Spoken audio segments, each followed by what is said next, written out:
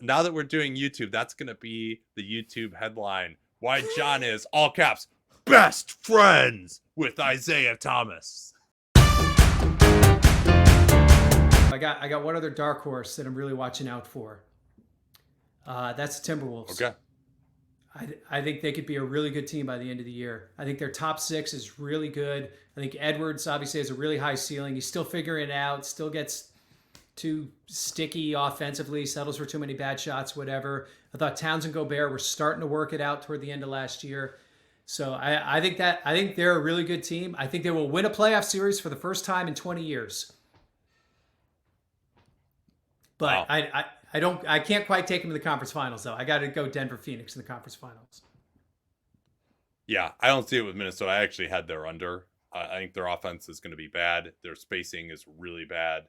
They're very, very dependent on Mike Conley. Like if he goes down or just isn't as effective at age 36, that's a big problem. And I just don't think Gobert has it anymore. Like that's like, yeah, if you give me Utah Rudy Gobert, I could start to see it, right? But I don't think Gobert has it. So I think they're going to be good on defense. I don't know if they're going to be top 5 level. And I don't see them getting into the top half of the league on offense just due to their lack of shooting and lack of passing. I mean, just some of these lineups that they're putting out there, just they're not good enough.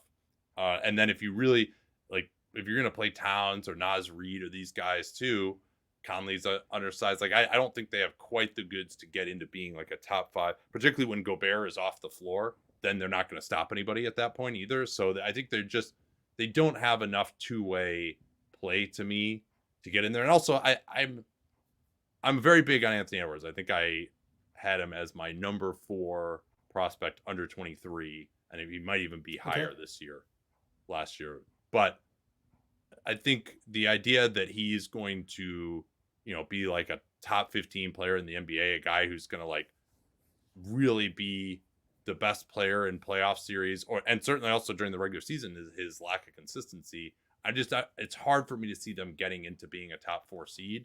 And then at that point, you're like, well, how are you favoring them to win a playoff series? Yeah. Obviously, it's good. It's contingent on them being like the 3 seed in the West. And so if they're not, then that falls apart.